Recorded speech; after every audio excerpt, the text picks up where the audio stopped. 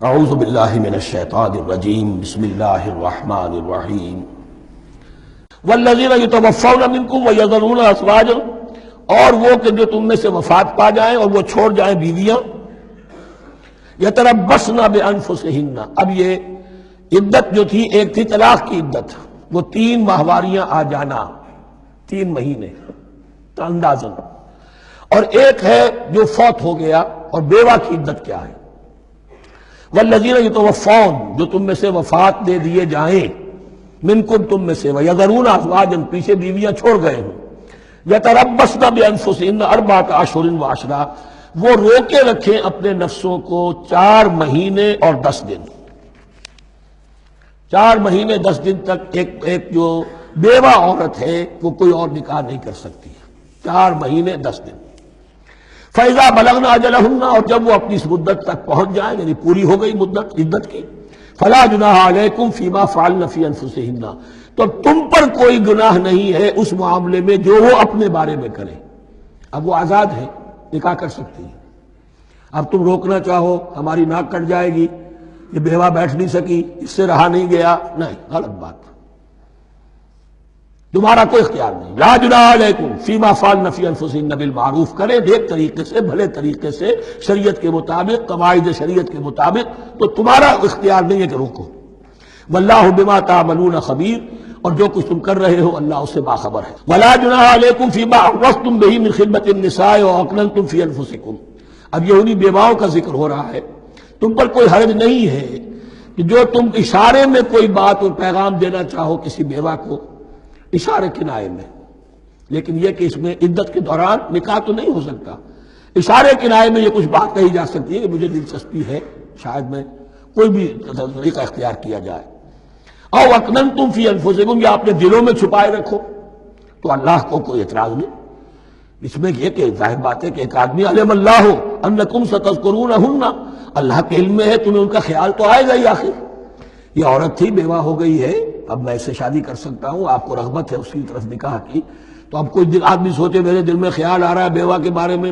میں تو گناہ گار ہو گیا، میرا دل گناہ گار ہو گیا، نہیں، یہ قانون فطرت ہے۔ علم اللہ انکم ستذکرونہن، اللہ کے علم میں ہے ان کا خیال تو تمہیں آئے گا ہی۔ ولکن لا تواعدوہن سرا، لیکن ایسا نہ کرو کہ ان سے معاہدہ کر لو خفیہ خفیہ، طے ہو جائے، بات پکی ہو جائے، سرا الا ان تقولوا قولا معروفا، سوائے اس کے کہ کوئی معروف بات کہہ دی جائے جس سے انہیں اشارہ مل جائے، بس۔ ولا تعزموا عقدۃ النکاح حتی یبلغ الکتاب اجلہ، اور مت باندھو گراہ نکاح کی جب تک کہ قانون شریعت اپنی مدت پوری نہ کر لے، یعنی عدت جب تک پوری نہ ہو جائے۔ اب یہاں دیکھیے حتی یبلغ الکتاب، کتاب سے مراد شریعت، قانون شریعت، کتاب سے مراد یہاں کیا ہے کہ جو بھی قانون آ چکا ہے کتاب کے اندر، 4 مہینے 10 دن کے بعد نکاح اس سے پہلے نہیں ہوگا۔ وَاعْلَمُوا أَنَّ اللَّهَ يَعْلَمُ مَا فِي أَنفُسِكُمْ فَاحْذَرُوهُ، اور جان لو کہ اللہ خوب جانتا ہے جو تمہارے دلوں میں ہے، پس اس سے ڈرو، اس کی پکڑ سے بچو۔ وَاعْلَمُوا أَنَّ اللَّهَ غَفُورٌ حَلِيمٌ، اور یہ بھی جان لو اللہ غفور بھی ہے، بخشنے والا بھی ہے، وہ خطا ہو گئی ہے، استغفار کرو، توبہ کرو، اللہ معاف فرمائے گا۔ اور حلیم ہے، وہ فوراً نہیں پکڑتا بلکہ ڈھیل دیتا ہے، مہلت دیتا ہے، اگر چاہو تو تم توبہ کر لو۔ لا جناح علیکم ان طلقتم النساء ما لم تمسوهن او تفرضوا لهن فریضہ، تم پر کوئی گناہ نہیں ہے کہ تم ایسی بیویوں کو طلاق دے دو کہ جن کو نہ تو تم نے اب تک چھوا ہو اور نہ ان کے لیے مہر مقرر کیا ہو۔ یہ ہو جاتا تھا نکاح جو ہے بچپن میں بھی کر دیے جاتے تھے، لیکن ابھی کوئی نوبت نہیں آئی ہے، نکاح تو ہو گیا لیکن نہ کوئی مہر مقرر ہوا ہے، نہ کوئی ان کی ملاقات ہوئی ہے، تو اگر ایسا کرو گے تو تم طلاق دے سکتے ہو۔ وَمَتِّعُوهُنَّ، لیکن شرافت کا تقاضا یہ ہے کہ جو لڑکی تم سے منسوب رہی ہے، اب اگر وہ رشتہ توڑ رہے ہو تو اسے کچھ دے دلا کر، اسے کچھ نہ کچھ متاع، کچھ سامان دنیاوی دے کر۔ مَتِّعُوهُنَّ عَلَى الْمُوسِعِ قَدَرُهُ وَعَلَى الْمُقْتِرِ قَدَرُهُ،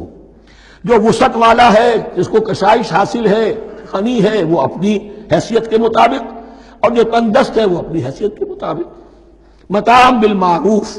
اور یہ ساز و سامان دینا جو ہے یہ بھی بھلے انداز میں ہو، ایسا نہ ہو جو خیرات دی جا رہی ہو۔ حقا علی المحسنین، یہ حق ہے محسنین پر، یہ سمجھے کہ ہم پر اللہ تعالیٰ کی طرف سے عائد کردہ یہ ذمہ داری ہے۔ وَإِن طَلَّقْتُمُوهُنَّ مِن قَبْلِ أَن تَمَسُّوهُنَّ وَقَدْ فَرَضْتُمْ لَهُنَّ فَرِيضَةً،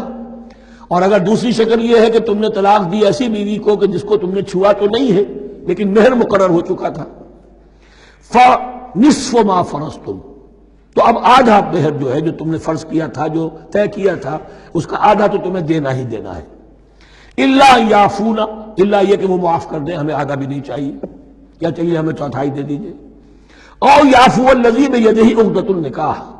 یا وہ اس کے اندر جو ہے سخاوت سے کام لے کہ جس کے ہاتھ میں نکاح کی گرہ ہے، گرہ تو مرد کے ہاتھ میں ہے، وہ کھول سکتا ہے، عورت طلاق دے نہیں سکتی،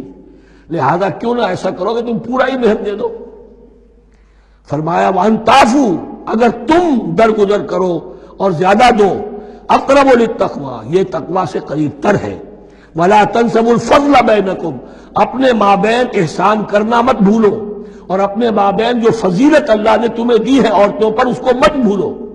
تمہارا پھر ایٹیچیوڈ بھی ایسا ہونا چاہیے کہ تم اپنے بڑے ہونے کے حساب سے ان کے ساتھ نرمی کرو، ان کو زیادہ دو، ان کو جتنا بھی مہر مقرر کیا تھا اس سے بھی زیادہ دے دلا کے رخصت کرو۔ قانون میں تو صرف مہر ہوگا، البتہ قانون یہی ہے کہ اگر انہیں چھوا نہیں ہے، مقاربت نہیں ہوئی ہے، لیکن یہ کہ مہر مقرر ہو چکا تھا تو آدھا مہر تو لازماً دینا ہے۔ آدھا بھی یہ چھوڑ سکتی ہے عورت، لیکن تمہارے لیے بہتر ہے کہ تم پورا دو یا اور زیادہ دو۔ ان اللہ بما تعملون بصیر، یقیناً جو کچھ تم کر رہے ہو اللہ دیکھ رہا ہے۔ صدق اللہ العظیم۔